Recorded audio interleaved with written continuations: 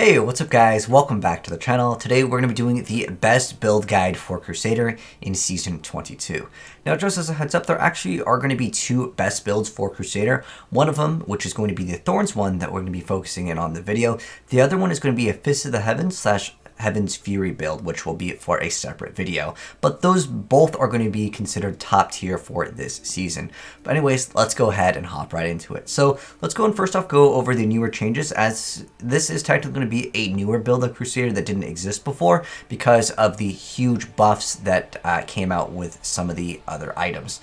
So the biggest changes are actually going to be with the Norvald's Fervor. It's just going to be a 2-piece massive bonus increase of the damage when we go ahead and activate our horse, or aka the steed charge.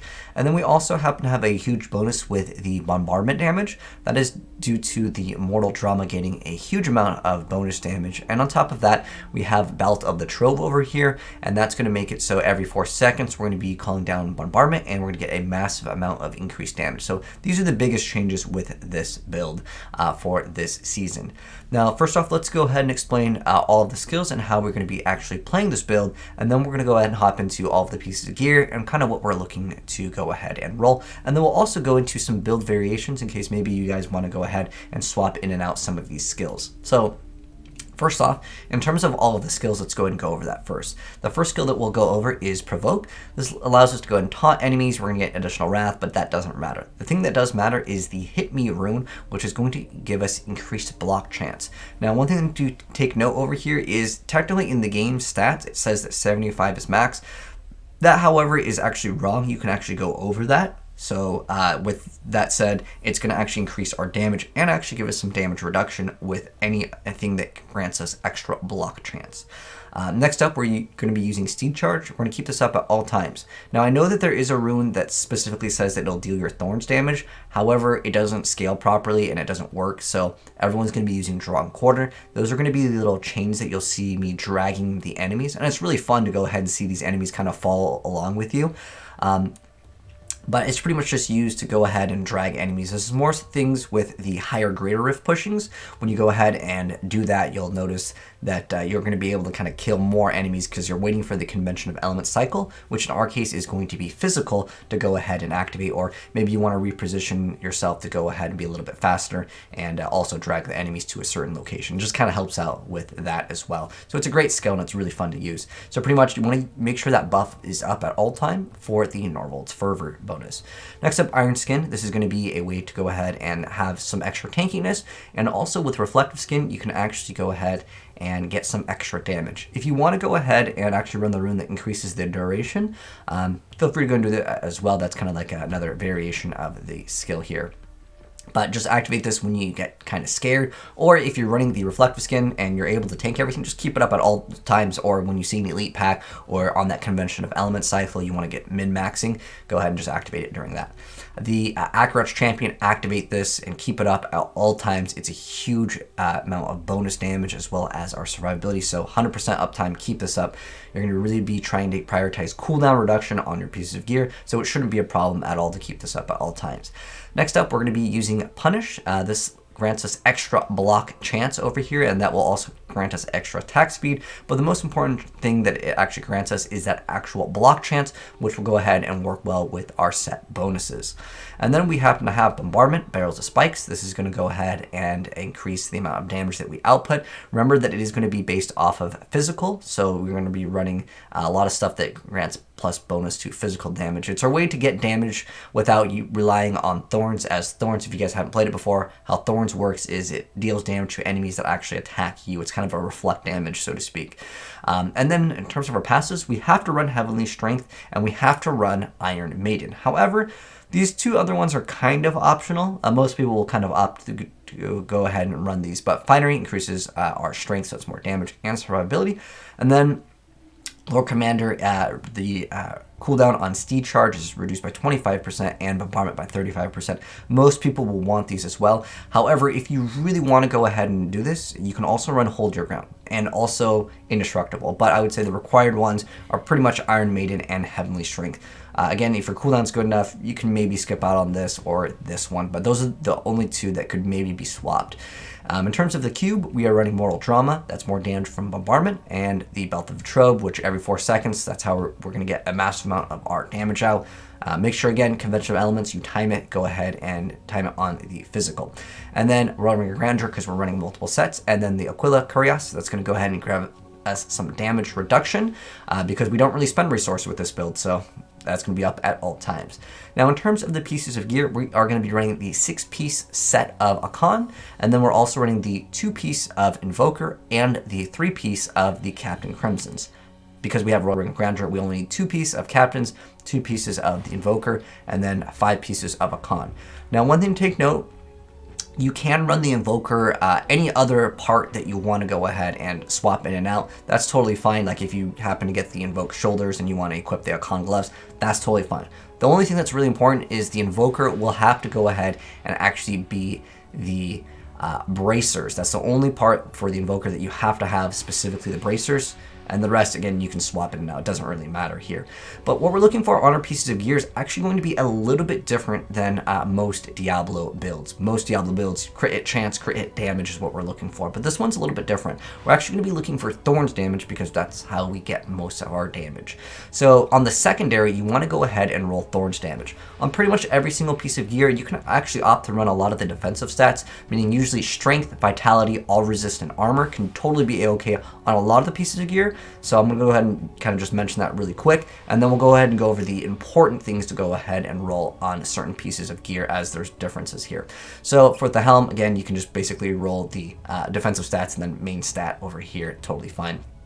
For the amulet, ideally, you actually want to go ahead and get the physical bonus damage, as that's what Thorns deals, and then area damage. And then also cooldown can be okay too. Ideally, on the secondary, every single piece of gear, you get that Thorns damage. Now, just as a heads up, certain pieces of gear can roll higher Thorns than others. And let me go ahead and give you guys an example of that, as obviously, it's harder in the very beginning to get every single piece of gear to roll all the things correct and then still be able to get Thorns damage to go ahead and roll on it. So my suggestion for you guys is actually to go ahead and make sure you try to get the Thorns that has a high number. You'll see some of the numbers for Thorns are like 9,500. Again, this is like perfect gear, right? But there are also items like, for example, the rings with a secondary where you can only get 3,500 Thorns damage. So ideally, the more important Thorns roll is actually going to come from certain pieces of gear. So when you see the 9,000 versus the other number of 3,000, keep in mind that like just getting the Thorns on this one is so much better than Thorns on like another piece. So keep that in mind as well while you are gearing up to get like the perfect rolls on everything. But yeah, ideally on the amulet, just area damage and then that physical. If you get cooldown, that's totally fine too. And then with the shoulders, area damage, cooldown reduction. And then with the shoulders, we want bombardment damage on the shoulders. And then the rest, you can have vitality or all resist. It doesn't really matter that much. For the chest piece, the most important thing is that bombardment damage. Again, same stats. You can get vitality instead of elite damage reduction. Don't worry too much about that. And then for the gloves, area damage, cooldown. And if you can, go ahead and get like vitality instead of resource cost reduction.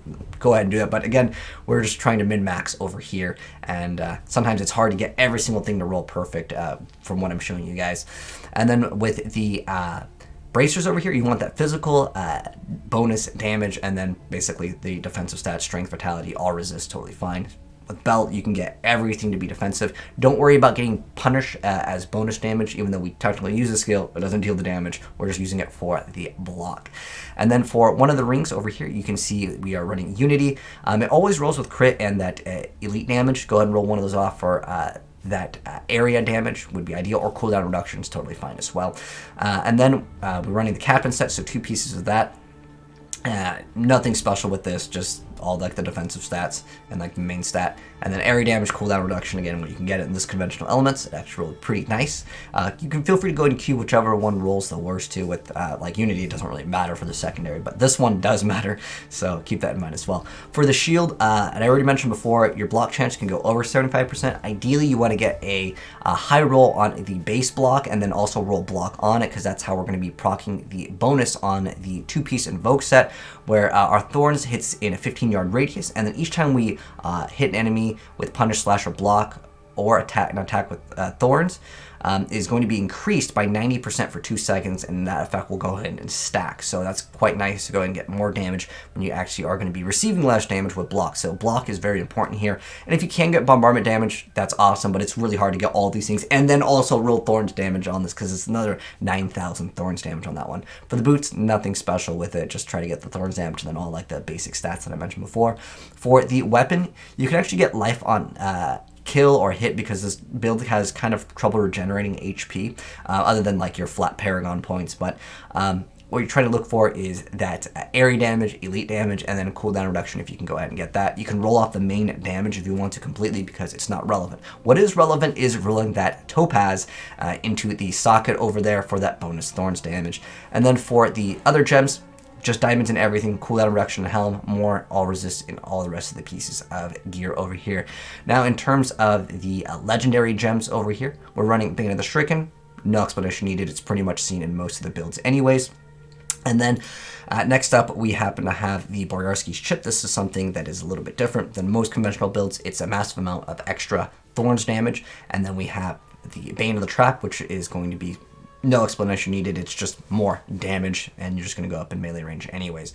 Now, for other build variations or things you could swap in and out, there are people running Focus and Restraint. There's also people using the Laws of Valor to go ahead and have that extra passive to go ahead and have some extra defensive stats or offensive stats, whatever you personally prefer. And there's also the Justice Lantern that you guys can go ahead and play, especially if you're playing hardcore. Indestructible, obviously very good. And then if you want to grant yourself some extra block chance, maybe something rolled bad, you didn't get the block to be very high or the block roll on your shield, definitely consider this, as it does increase your DPS and survivability both in one over there. So that's what I would go ahead and recommend. But anyways, guys, that's going to go ahead and wrap up the build, as well as other variations that you guys can go ahead and actually play.